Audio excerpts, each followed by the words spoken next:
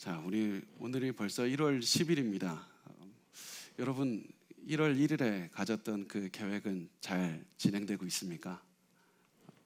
저희 눈을 외면하지 마시고 우리가 1월 1일에 가졌던 그 결심들, 우리가 새로운 것들을 시작해야 되겠다, 그런 여러 가지 마음으로 새로운 것들을 시작했는데 벌써 10일이 지났을 때 벌써 포기하신 적은 없습니까? 벌써 1월 1일에 가졌던 그 결심들은 다 사라져버리고 우리가 벌써 다 잊어버린 채로, 그러고서 새로운 것을 잡지 못하고 살아가고 있지는 않습니까? 우리가 이 새로운 것들을 벌써 포기해버리는 여러 가지 이유를 찾을 수 있을 겁니다. 혹시 그 중에서 우리가 새로운 것들을 잡지 못하는 이유가 과거에 우리가 붙잡고 있는 것들을 놓지 못하기 때문에, 그래서 우리가 새로운 것들을 붙잡는 데 실패한 것은 아닙니까? 우리가 새로운 것들을 붙잡기 위해서는 과거에 우리가 이것만은 놔둬야 되는데, 이것만은 그래도 우리가 놔두고 시작을 해야 되는데 차마 놔두지를 못하고 계속해서 붙잡고 새로운 것도 붙잡으려고 하니까 그것 때문에 실패한 적은 없습니까? 사실 이때 코로나 때문에 너무나도 어려운 때 우리가 과거에서 가지고 왔던 그것들을 놔두기란 쉽지는 않습니다. 경제적으로 어렵고 우리 마음대로 되는 것이 하나도 없는 이때 우리가 새로운 것들을 붙잡기 위해서 과거의 것을 놔둔다는 것은 굉장히 큰 용기가 필요하고 굉장히 큰 그런 마음이 필요합니다. 분명히 그 마음은 분명하게 저도 이해를 합니다. 그렇지만 그럼에도 불구하고 우리가 새 것을 붙잡기 위해서 과거의 것을 내려놓지 않고 너무나도 과거의 것을 너무나도 절실하게 붙잡고 있는 것이 있다면 반드시 여러분 조심하셔야 됩니다. 왜냐하면 너무나도 절실하게 붙잡고 있는 그것이 우리에게 너무나도 쉽게 우상이 될 수가 있기 때문입니다. 우리가 무엇인가 절실하게 붙잡으면 어떤 생각이 듭니까? 이런 생각이 듭니다. 내가 이 사업에만 성공하면, 내가 이 돈만 가지면, 내가 이 빚만 청산할 수 있으면, 내가 이 사람과 결혼만 할 수 있으면, 내가 이 대학에 진학하기만 할 수 있다면 내가 행복하게 될 텐데, 이 사람이 혹시 나를 떠나면 내가 불행하게 되고 내가 절망하게 되고 내가 살아갈 이유를 잃어버리게 될 텐데, 이런 마음으로 붙잡게 되는 그 순간 그 대상은, 그 사람은, 그것은 더 이상 우리에게 그냥 단순히 절실하게 붙잡고 있는 것을 넘어서서 우리에게 우상이 됩니다. 그래서 우리가 과거의 것을 내려놓고 우리가 새 것을 붙잡기 위해서 과거에 우리가 혹시라도 우상처럼 우리가 우리의 희망을 두고 너무나도 절실하게 붙잡고 있는 것이 있는지 한번 돌아봤으면 좋겠습니다. 만약에 그런 것이 있다면 오늘 내려놓기를 원합니다. 하나님을 믿고 우리 손에 있는 그것들을 내려놓기를 원합니다.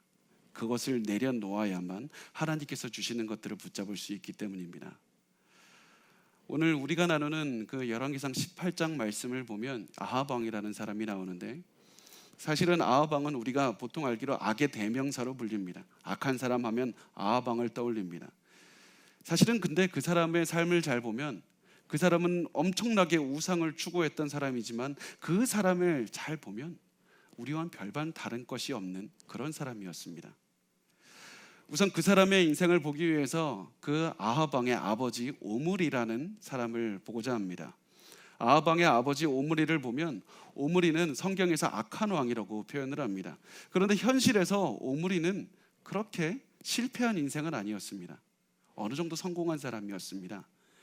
그 사람은 원래 왕의 군대에서 있었던 군인 출신이었습니다. 그런데 그 왕좌가 비어 있었을 때 그 자리를 오므리가 들고 가서 차지하게 됩니다. 그래서 왕이 되었던 사람이었습니다. 이 사람은 그렇기 때문에 이 왕좌를 어떻게 하면 잘 지켜보려고 최선을 다해서 살았습니다. 노력했습니다. 똑똑한 사람이었습니다. 매일매일 성실하게 일했습니다. 그래서 어떤 결과가 났냐면 그 북이스라엘이 굉장히 군사적으로 강하게 되는 그런 효과가 났습니다. 그래서 다른 나라의 정복 전쟁까지 치를 정도로 굉장히 강했던 그런 때가 되었습니다. 또 주변국들과는 평화조약도 많이 맺었는데 그 중에 대표적인 평화조약이 바로 옆 국가인 페니키아의 그 국왕의 딸인 이세벨이라는 여자와 자신의 아들 아합 왕을 결혼시킨 것이었습니다. 그래서 이 둘이 결혼함으로 말미암아 국경이 굉장히 안전하게 되었습니다. 또 이 사람이 이룬 업적이 있는데 사마리아라는 이 성을 건설해서 북이스라엘의 수도로 삼았습니다. 이 사람은 굉장히 많은 일들을 했습니다. 그리고 이것을 할 때마다 최선을 다해서 무엇을 붙잡았냐면 우상을 붙잡았습니다. 최선을 다해서 우상을 숭배했고 우상을 숭배할 때마다 나름대로 성공하는 삶을 살았습니다. 그래서 이 사람은 계속해서 더욱더 우상을 숭배하고 더욱더 이것을 놓지 못하고 계속해서 살았습니다.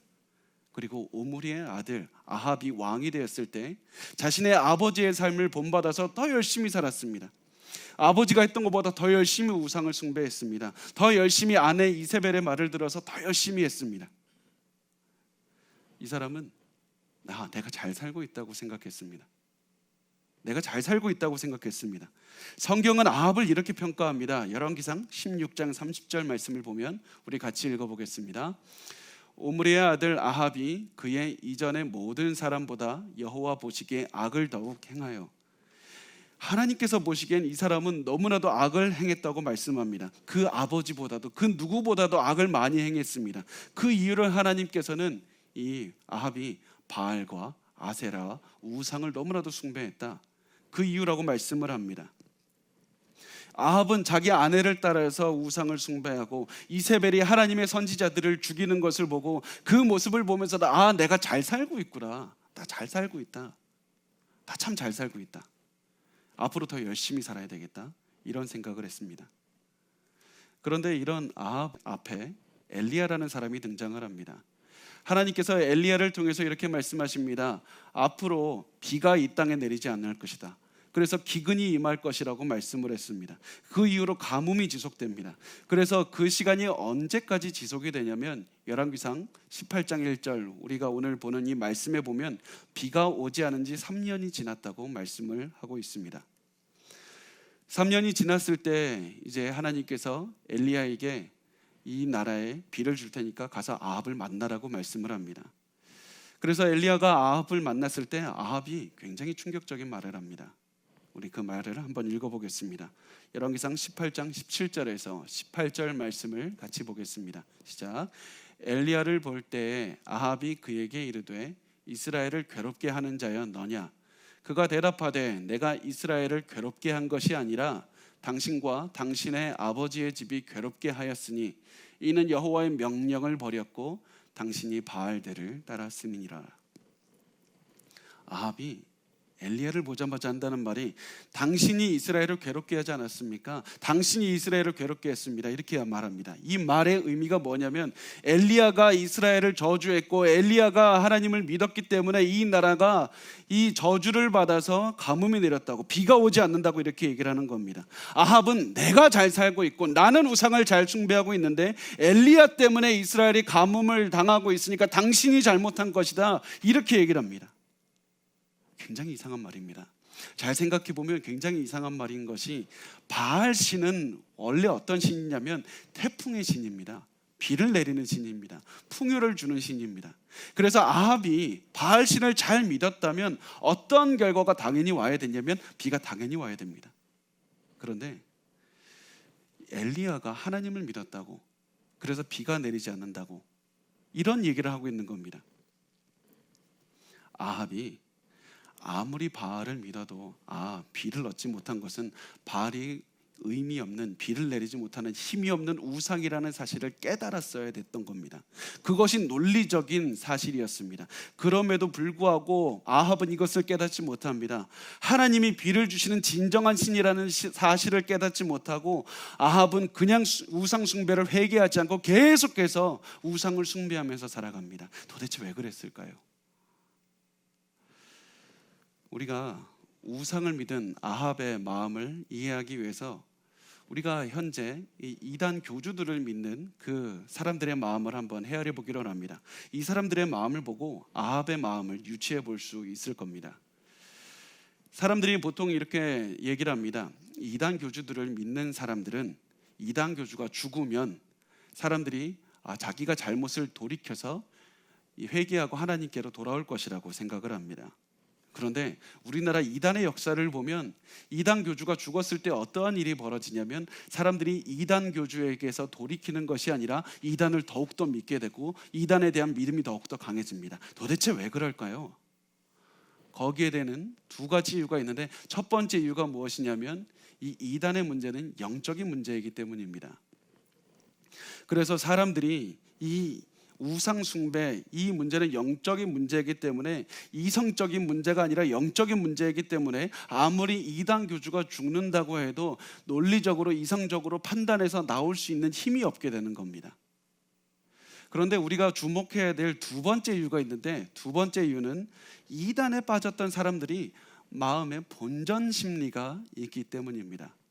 무슨 말이냐면, 사람들이 이단 교주가 죽었을 때 사람들이 이단 틀리지 않았느냐, 이단 교주 잘못된 것 아니냐, 이런 말을 들었을 때 사람들 마음에 갈등이 오게 됩니다. 이런 생각이 들게 된다고 합니다. 내가 지금까지 이단 교주를 위해서 내가 10년 20년 한평생을 살았고 내 재산을 다 바쳤고 내가 이 이단을 따르기 위해서 내가 가족까지 다 버렸고 내가 이제는 내 인생 다 버렸는데 이제 와서 내가 잘못 믿었다고 하면 내 인생 자체가 부정당하는 겁니다.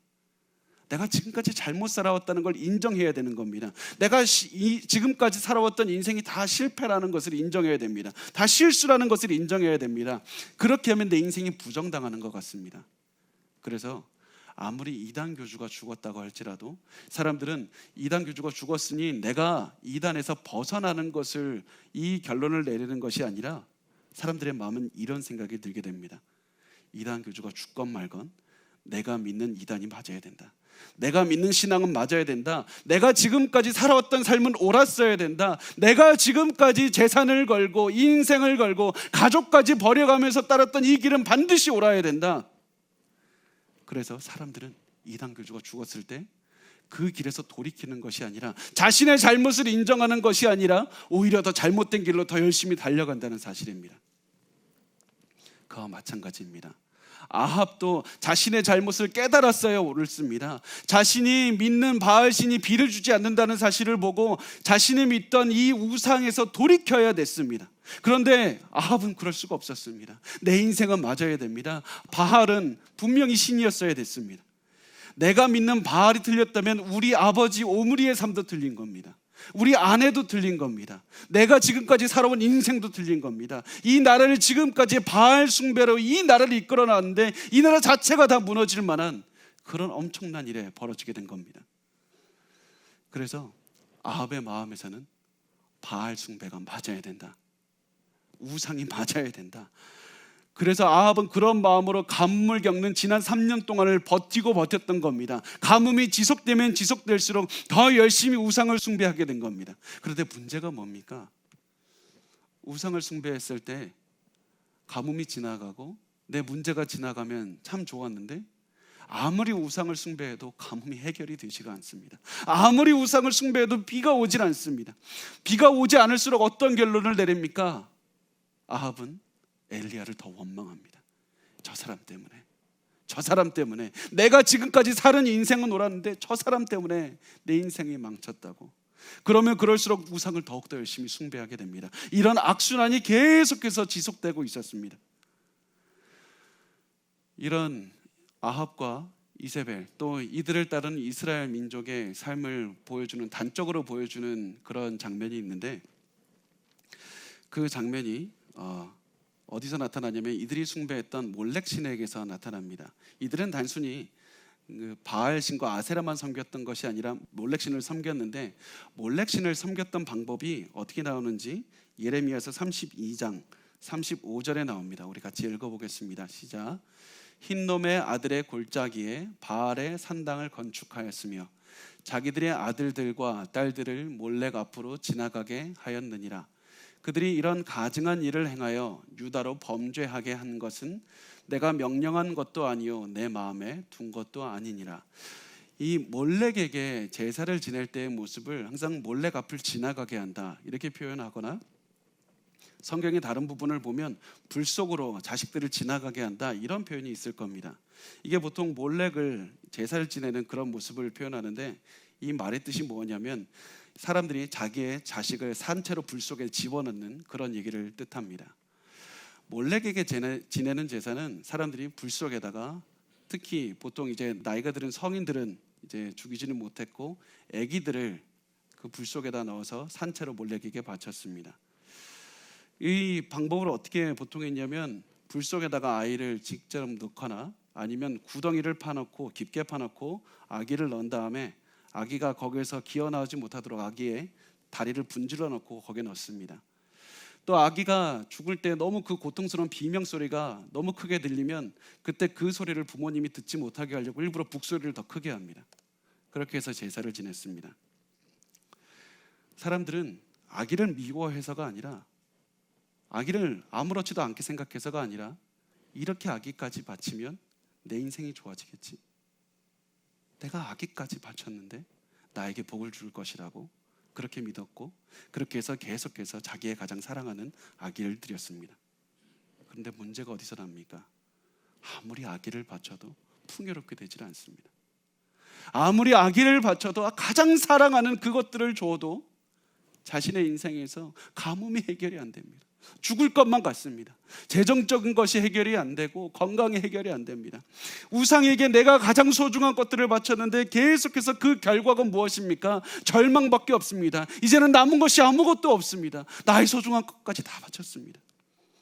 그렇게 절망이 찾아왔을 때 사람들은 내가 잘못 살았구나, 내가 우상을 섬겼다, 하나님께로 돌아가야 되겠다, 하나님만 바라봐야 되겠다, 이런 결론을 내려야 되는데 또다시 내리는 결론이 무엇입니까? 내 자식을 내가 헛되이 낭비한 것이 될 수 없어, 내가 지금까지 인생 잘못 산 것이 아니야. 그러면서 더욱더 우상으로 더욱더 나아가는 모습을 보이고 있습니다.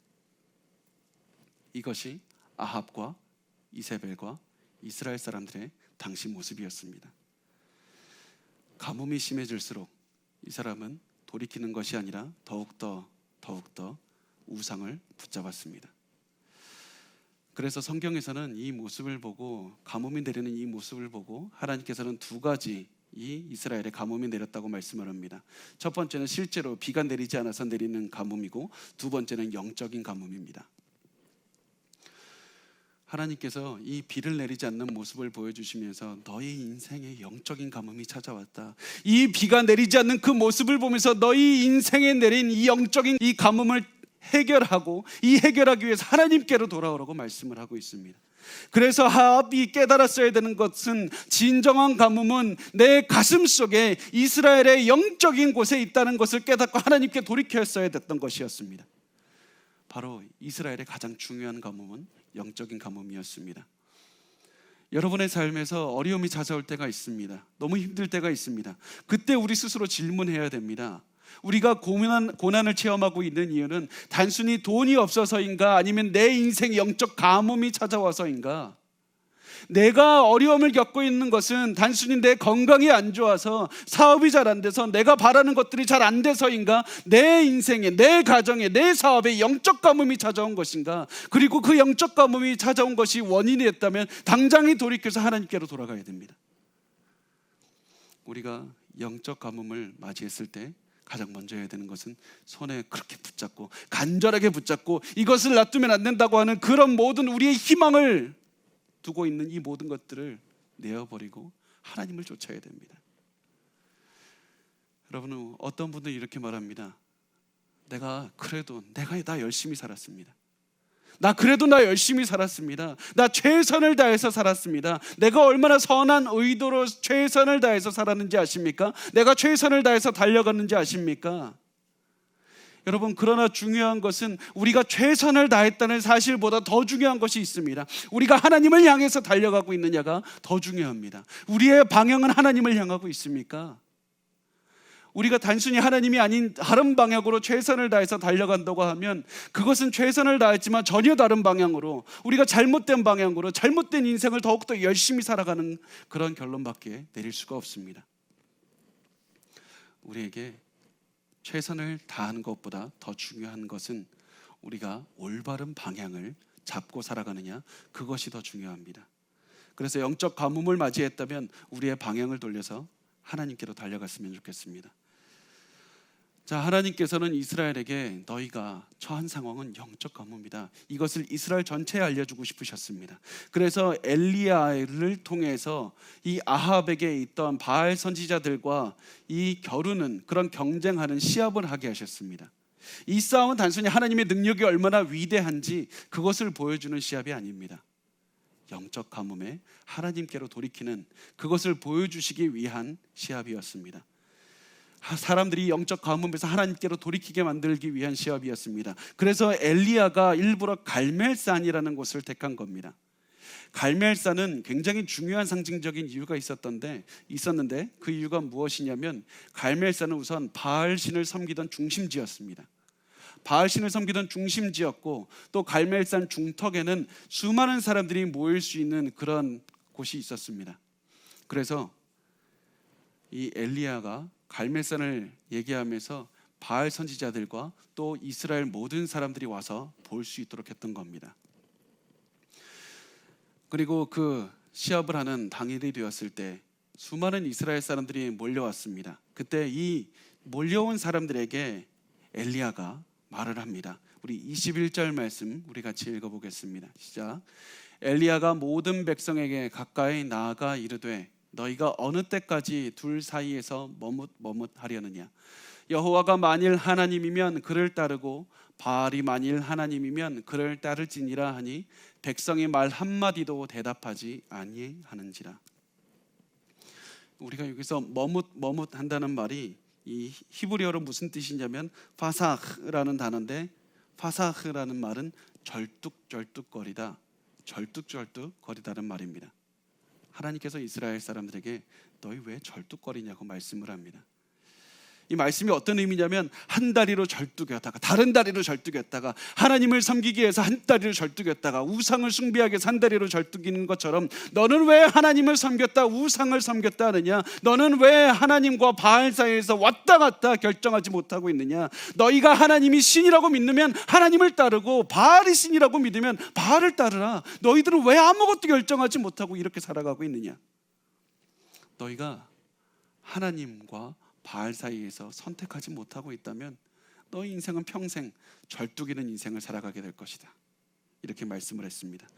절뚝이는 인생, 이것이 바로 영적 가뭄이고 영적 고갈이었습니다. 이 절뚝인다는 표현, 이 파사흐라는 단어가 중요한 이유가 단순히 여기에서만 나오기 때문에 제가 언급을 한 것이 아니라 같은 단어가 26절에도 한 번 더 언급이 됩니다. 우리 같이 읽어보겠습니다. 열왕기상 28장 26절입니다. 시작. 그들이 받은 송아지를 가져다가 잡고 아침부터 낮까지 바알의 이름을 불러 이르되 바알이여 우리에게 응답하소서 하나 아무 소리도 없고 아무 응답하는 자도 없으므로 그들이 그 쌓은 제단 주위에서 뛰놀더라.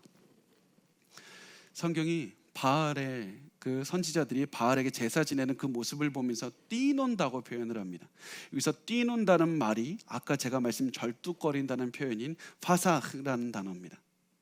이 사람들은 제사를 지내기 위해서 자기들이 춤추면서 뛰논다고 표현을 했습니다. 그렇게 생각했습니다. 그렇지만 하나님께서 보시기에 너희들은 절뚝이고 있다. 너희들은 절뚝이면서 생활을 하고 있다. 이 우상을 숭배하던 이스라엘 백성들도 절뚝이는 인생을 살고 있었고 우상 숭배를 지도하던 바알 선지자들도 절뚝이고 있었다. 그래서 사람들에게 하나님께서는 너희들은 이제 그만 절뚝여라. 잘못된 희망을 가지고 살아가면 결국 이렇게 절뚝이는 인생을 살아가게 된다. 절뚝거리지 말고 나에게 돌아오라 이렇게 말씀하는 겁니다. 그래서 엘리야가 사람들에게 무슨 얘기를 하냐면 너희들에게 이제 그만 절뚝이고 하나님이 주인님이라고 생각한다면 우상을 좇지 말고 하나님께로 나아오라 이렇게 말을 했던 겁니다. 그런데 사람들의 반응을 어떻게 표현합니까? 백성이 말 한마디도 대답하지 아니하는지라. 사람들이 대답하지 않습니다. 나 잘 모르겠습니다. 나 잘 모르겠습니다. 내가 이것을 놔둬야 되는 거 알겠습니다. 그런데 나 어떻게 놔둬야 되는지 잘 모르겠습니다. 나 이거 놔두면 죽을 것만 같습니다. 내가 이 바알을 그냥 좋아서 무조건 이것이 그냥 좋아서 붙잡고 있는 것이 아니라 나 이거 놔두면 죽을 것 같아요. 그래서 나 붙잡고 있는 겁니다. 사람들이 계속해서 이것을 말하고 있는 겁니다. 백성이 말 한마디도 대답하지 않은지라. 무엇을 선택해야 될지 알지 못하고 놔두지 못하고 엘리야 앞에 침묵하는 이스라엘 백성의 모습을 보여주고 있습니다.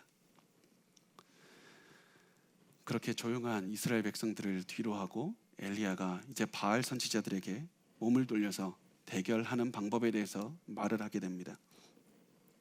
대결은 이렇게 이루어집니다. 소를 한 마리씩 이렇게 잡고 나무 위에 둔 다음에 불을 붙이지 말고 각자 믿는 신에게 기도해서 불을 내려다게 하라.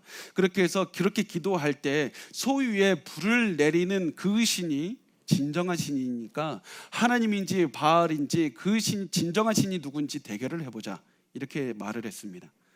왜 엘리야가 굳이 소위에 불을 내리는 그런 싸움을 했냐면, 단순히 그냥 어디 하늘에서 불이 내려온 것이 아니라 지금 하늘에서 번개를 내려서 하늘에서 이 소에 불을 붙이는 시합을 했던 겁니다. 왜 굳이 번개를 내립니까? 번개 다음에 동반되는 것이 비기 때문에 그렇습니다.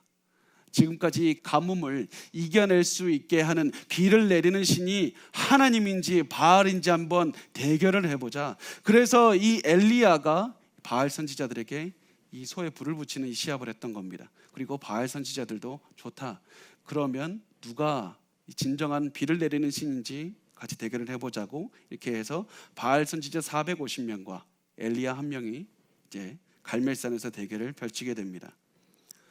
그 말을 한 다음에 바알 선지자 450명이 계속해서 제사를 드렸습니다.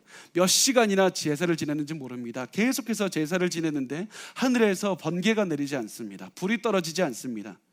그때 이렇게 말씀을 하고 있습니다. 열왕기상 18장 27절 말씀입니다. 같이 읽겠습니다. 정오에 이르러는 엘리야가 그들을 조롱하여 이르되 큰 소리로 부르라. 그는 신인즉 묵상하고 있는지, 혹은 그가 잠깐 나갔는지, 혹은 그가 길을 행하는지, 혹은 그가 잠이 들어서 깨워야 할 것인지 하매, 아무리 기도해도 응답이 없자 엘리야가 이렇게 얘기를 합니다. 사실 조롱하는 말입니다. 뭐라고 얘기하냐면, 바알이 생각하고 있을지 모르니까 한번 크게 불러봐라. 그러면서 그가 잠깐 나갔는지 이렇게 표현을 하고 있지만, 히브리어 그 원어를 보면 보통 학자들이 이렇게 해석을 합니다. 그가 변소에 갔는지 모른다. 변소라는 말 요즘에 안 쓰죠. 화장실 갔는지 모른다고. 그래서 그 바알이 큰 볼일을 보려고 화장실 갈 수도 있었으니까 그 사람 한번 불러봐라. 산책 갔을 수도 있고 이 대낮인데 대낮에 잠자고 있을 수도 있을 수 있으니까 한번 크게 불러보라. 이러면서 엘리야가 그렇게 조롱하는 말을 했습니다. 이 말을 들은 바알 선지자들이 자극이 되어서 더 강하게 기도를 했습니다. 28절 말씀 우리 같이 읽어보겠습니다. 시작. 이에 그들이 큰 소리로 부르고 그들의 규례를 따라 피가 흐르기까지 칼과 창으로 그들의 몸을 상하게 하더라. 이제 그들이 칼로 몸에 상처를 입혀서 몸에 피가 흐르게 하는데 이 이유가 있습니다. 이 모습이 마치 비가 흐르게 하는, 비가 내리는 것과 같은 모습이기 때문입니다. 잘 보면 몸에서 피가 나오는 것처럼 이 바알 신에게 하늘에서 피처럼 귀중한 비를 내려달라고 기도를 하는 모습입니다. 그렇게 해서 사람들이 자기 몸에 피마저 흐르고 있으니까 나 좀 봐달라고, 내게 기울여 달라고 하루 종일 계속해서 기도하는 겁니다. 그런데 중요한 것이 무엇입니까? 아무도 귀를 기울이지 않습니다. 아무리 자해해도 나를 바라봐주는 사람이 없습니다. 나에게 관심을 가져주는 신이 없습니다. 그 이유가 뭡니까? 그들이 숭배하는 바알 신이라는 자체가 없기 때문입니다. 그들이 숭배하는 바알 신은 존재하지 않는 신인 겁니다. 우상을 숭배하는 자들은 자해를 해서 자기들이 믿는 신의 신처럼 계속해서 죽음으로 다가가고 있었던 겁니다. 자, 시편 115편 8절 말씀을 우리 같이 읽어보겠습니다. 시작. 우상들을 만드는 자들과 그것을 의지하는 자들이 다 그와 같으리라. 우상을 숭배하는 자들은 우상처럼 변하게 됩니다. 우상을 숭배하는 자들은 우상의 모습과 같이 변하게 됩니다. 이들이 섬겼던 바알은 죽음의 어떤 생명도 없던 죽음의 신이었습니다. 없는 신입니다. 그래서 이 바알을 숭배하는 자들도 결국 죽음에 이르게 된다는 그런 모습을 보여줍니다. 하나님을 믿는 자들은 결국 생명에서 생명을 얻게 되는, 영생을 얻게 되는 그런 삶을 살게 되지만, 바알을 숭배하는 자들은 결국에서는 죽음에 이르게 되는 그런 일까지 처하게 되는 것입니다. 그래서 여러분 항상 기억하십시오. 우리는 항상 우리가 섬기는 그 하나님이나 우리가 섬기는 그 우상의 모습으로 변화가 될 수밖에 없습니다. 우리의 얼굴을 보면 거울을 한번 보십시오. 여러분의 얼굴은 어떤 모습을 하고 있습니까? 우리가 가슴속 깊이 섬기는 그분의 모습으로 변할 수밖에 없습니다. 그리고 오늘 바알 선지자들은 죽을 수밖에 없는 바알의 모습으로 계속해서 죽어가고 있었고, 그리고 그 죽어가는 것을 위해서 계속해서 자해를 합니다. 헛된 희망을 가지고 살아가는 우상 숭배하는 인생은 그런 자해하는 것과 같다는 사실을 보여주고 있는 겁니다. 우상을 붙잡으면 붙잡을수록, 내 손에 내려놓고 싶었지만 계속해서 붙잡으면 붙잡을수록 내 삶이 좋아질 것 같았지만 절망밖에 없습니다. 죽음밖에 없습니다. 자해하는 그런 마음밖에 들지가 않습니다. 우리가 이 우상을 놔두면 죽을 것 같지만 실제로는 이 붙잡고 있는 우상이 우리를 죽음으로 몰고 가고 있다는 사실입니다. 이것이 우리가 헛된 희망을 가지고 우상을 숭배하는 사람들의 모습입니다. 바알 선지자들이 하루 종일 시도했는데 결국 실패했을 때 그 모습을 보고 엘리야가 말을 합니다. 우리 30절 말씀을 우리 같이 읽어보겠습니다. 시작. 엘리야가 모든 백성을 향하여 이르되 내게로 가까이 오라. 백성이 다 그에게 가까이 가매 그가 무너진 여호와의 제단을 수축하되, 가까이 오라는 말은 선택하라는 말입니다. 너희들이 이제 선택하라, 이런 의미로 보통 사용을 하고 있습니다. 너희들이 이제 바알을 섬기는 것에 한계를 보지 않았느냐? 이제 하나님께 나아오라. 하나님을 선택하라. 저 생명 없이 죽어가는 저들을 바라보고 너희들은 깨달아 영적 가뭄을 깨닫고 하나님께로 돌아와서 너희의 모든 영적인 해갈을 함을 체험하라고 말씀을 하고 있습니다. 이제 그만 그 길을 가지 말고 하나님께로 돌아오라고 말씀합니다. 그러면서 31절 말씀 이렇게 얘기를 합니다. 우리 같이 읽겠습니다. 야곱의 아들들의 지파의 수효를 따라 엘리야가 돌 12개를 취하니 이 야곱은 옛적에 여호와의 말씀이 임하여 이르시기를 내 이름을 이스라엘이라 하리라 하신 자더라.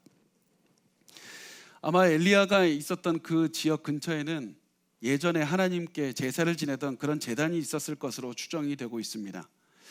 그런데 그 제단이 이세벨의 그런 악행 때문에 결국 그 제단이 무너지고 굉장히 다 무너진 그런 모습을 보여주고 있습니다. 그래서 엘리야가 그 무너진 제단에서 돌 12개를 취해서 바닥에 깝니다. 이스라엘을 상징하는 돌 12개를 깔고 새로운 제단을 거기에다가 세우는 겁니다. 그리고 그 새로운 제단 위에 나무를 두고 그 나무 위에 소를 두고, 그리고 그 근처에 제단에 물이 지나가는 그런 도량을 만들고 도량에 물을 흠뻑 부어서 물이 넘치도록 부었습니다. 왜 이렇게 했을까요? 엘리야가 이렇게 한 이유는 바로 이것이 이스라엘의 모습을 보여주기 때문입니다. 이 제단이 이스라엘의 모습을 상징하고 있습니다. 이스라엘을 상징하는 12돌 이 위에 쌓은 제단이 물이 가득한 모습이 무엇을 보여줍니까? 지금 적과 꿀이 흐르는 이 가나안 땅에 있는 이스라엘을 상징하고 있습니다. 이스라엘 백성들은 하나님께서 인도하셨습니다. 적과 꿀이 흐르는 물이 가득하게 넘치는 그런 땅에 있습니다. 그런데 그들이 우상을 숭배했습니다. 그래서 하나님께서 결국 제단 위에 불을 내리셔서 물을 다 없애신 그 모습을 보여주시면서 이것은 너희가 우상 숭배로 인한 하나님의 심판을 상징하고 있습니다. 너희가 지금 처한 이 상황이, 결국 물이 없는 이 땅에 이 모든 상황이 단순히 물이 없는 것이 중요한 것이 아니라 영적 기근, 영적 가뭄을 맞이한 것이다. 그러니까 너희 상태를 보고 우상을 버리고 하나님께 돌아오라고 이렇게 말씀을 하셨던 겁니다. 그런데 여기서 정말 중요한 것이 있습니다. 하나님께서 이스라엘 사람들에게 너희가 영적 가뭄을 체험하고 있으니까 하나님께 돌아오는 결단을 하라, 하나님께 돌아오는 선택을 하라, 하나님께 돌아오는 그런 결심을 하라고 말씀하지 않으셨습니다. 하나님은 너희가 잘못 살고 있으니까 하나님께로 돌이키는 결심을 하라고 말씀한 적이 없습니다. 하나님께서는 오히려 우리가 전혀 예상하지 못한 그런 말씀을 하십니다. 그 하나님의 뜻이 엘리야가 하나님께 드린 그 기도에 있습니다. 우리 열왕기상 18장 37절 말씀을 우리 같이 읽어보겠습니다. 시작. 여호와여 내게 응답하옵소서, 내게 응답하옵소서. 이 백성에게 주 여호와는 하나님이신 것과 주는 그들의 마음을 되돌이키심을 알게 하옵소서 하며, 엘리야가 두 가지 기도를 드립니다. 첫 번째, 주 여호와가 하나님이라는 사실을 알게 하옵소서. 그리고 두 번째, 하나님이 그들의 마음을 되돌이키심을 알게 하옵소서. 그들의 마음을 되돌이키시는 분은 하나님이라는 사실을 알게 하옵소서. 이 말이 무슨 얘기입니까? 엘리야가 단순히 하늘에서 불이 내려와서 너는 이렇게 큰 기적을 봤으니까 이제 마음을 돌이켜서 하나님을 믿으라, 이렇게 말하는 것이 아니었습니다. 사람들이 하나님께 마음을 돌이키게 해달라고 하나님께 기도했습니다. 마음을 움직이시는 분은 하나님이기 때문에 그렇습니다. 사람들이 아무리 하나님을 믿기를 원해도, 하나님을 바라보기를 원해도, 하나님을 바라보기 위해서 결심하고 또 결심하고 또 결심해도, 아무리 결심해도 그들은 아무렇게도 자신의 마음을 이끌 수가 없습니다. 그들은 자기의 마음조차 자기 결심으로 이룰 수가 없습니다. 하나님께서 돌이키시지 않는다면, 하나님께서 마음을 돌이키시지 않는다면 사람은 절대로 자기의 마음을 돌이킬 수가 없던 것이었습니다. 그래서 엘리야가 기도했던 것은 마음을 다스리는 분은 하나님이시기 때문에 하나님, 이들이 그것을 알게 하옵소서, 그것을 기도했던 겁니다. 여러분, 이 엘리야가 이 드린 기도에 우리의 희망이 있습니다. 지금까지 우리가 이 엘리야와 바알 선지자가 대결했던 이 얘기를 들으면서 얼마나 많이 결심하라, 결심하라, 하나님께 돌아오기를 결심해라, 이런 얘기를 들었습니까? 그 얘기를 듣고 우리는 집으로 가면서 이런 얘기를 합니다. 앞으로 내가 우상을 숭배하지 않겠다고 결심하겠다. 내가 이제는 과거에서 돌이키겠다고 결심하겠다. 결심하지만 계속해서 결심할수록 우리 삶에 남는 것은 실패밖에 없습니다. 우리는 실패합니다. 아무것도 이루지 못하고 결심을 하는 그 횟수만큼 우리는 계속해서 실패하고, 우리는 다시 과거로 돌아가고, 또 다시 실패하고, 또 다시 자책하고, 또 다시 원망하는 그런 모습을 보이고 있지 않습니까? 여러분, 우리의 결심은 아무것도 이룰 수가 없습니다. 여러분의 결심은 여러분의 마음조차 바꿀 수 없습니다.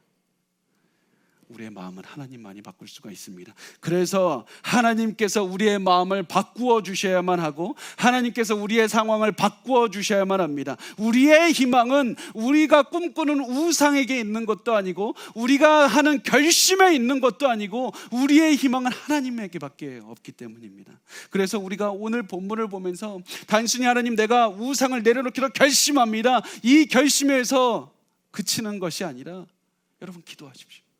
하나님, 내가 이제는 내 과거의 모습, 내 우상의 모습, 내가 잘못 붙잡고 있는 희망의 모습을 내려놓게 해달라고, 나의 마음을 돌이켜달라고 기도하십시오.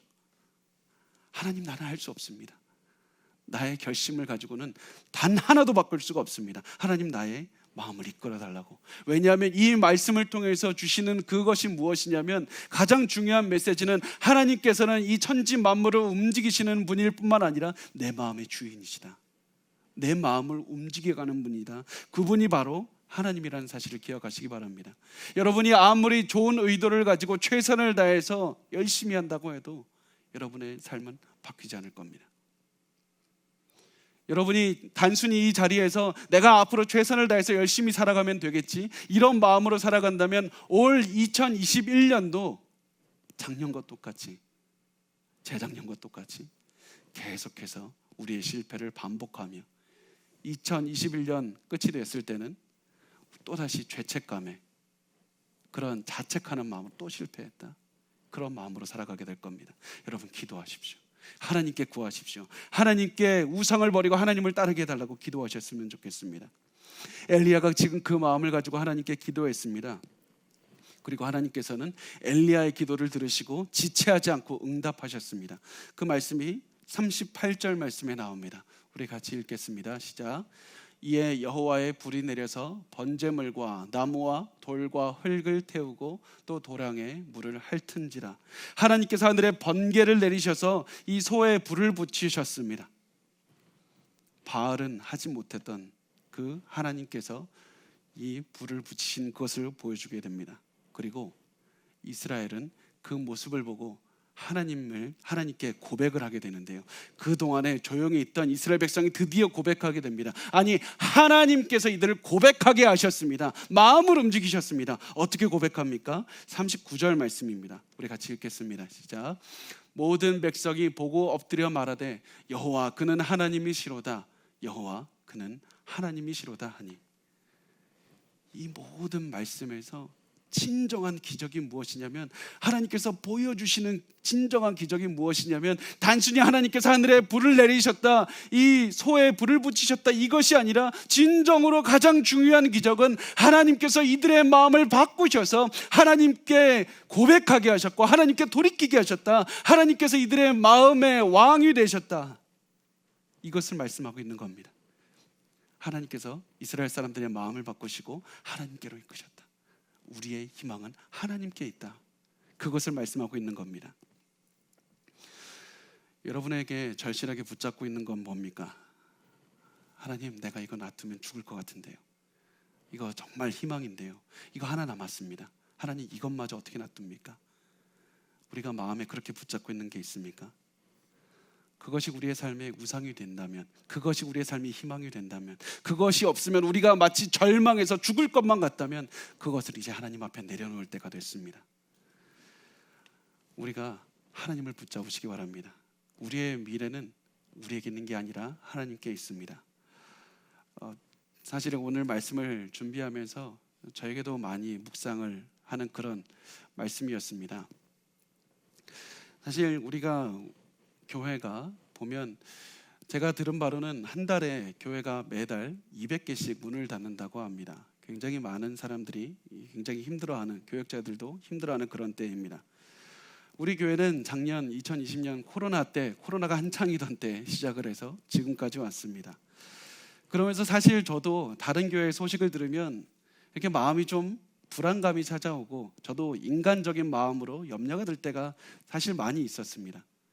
제가 그 마음을 하나님 이겨내게 해달라고, 참 이겨내고 싶다, 내가 불안하지 않고 싶다, 이제 불안하지 않아야지, 내가 당당해야지, 그런 마음을 아무리 품어도 불안한 것은 지속됐고 염려가 지속이 됩니다.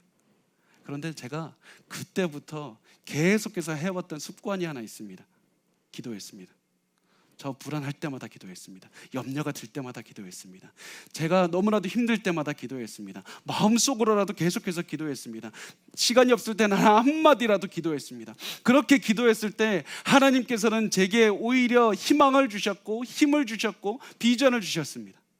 이 말씀을 준비하는 그 어제와 오늘 아침에서도 계속 기도할 때 하나님께서 주시는 이 응답은, 하나님께서 이 호산나 교회를 통해서 더 많은 사람들을 만지실 것이다, 더 많은 비전을 주시고 우리의 손길이 필요한 더 많은 영혼들을 생각나게 하셨고 바라보게 하셨습니다. 기도하면 하나님께서 우리 교회를 통해서 더 많이 사역할 수 있는 것들을 보여주셨습니다. 기도하고 하나님께 맡기면 어떤 염려도 고난도 이겨낼 수가 있습니다. 우리 교회가 반드시 고난도 이겨내고 더 많은 하나님의 능력으로 이겨낼 겁니다. 여러분, 여러분의 삶에서도 불안하는 것이 어떻게 보면 당연합니다. 염려가 되는 것이 당연합니다. 여러분, 그때 내가 아무리 결심해도, 여러분 아무리 결심해도 그 염려를 이겨낼 수 없을 겁니다. 더욱더 과거에 붙잡았던 것을 더욱더 붙잡고 살아가려고 할 겁니다. 그때 여러분 기도하십시오. 그때 여러분 기도하십시오. 기도하지 않는다면 더욱더 불안함과 안타까움과 염려로 계속해서 살아가게 될 겁니다. 여러분, 기도하지 않는다면 우리는 계속해서 우상을 붙잡고 살아갈 겁니다. 그때 결심하고 또 결심해도 또다시 무너지는 여러분을 발견하게 될 겁니다.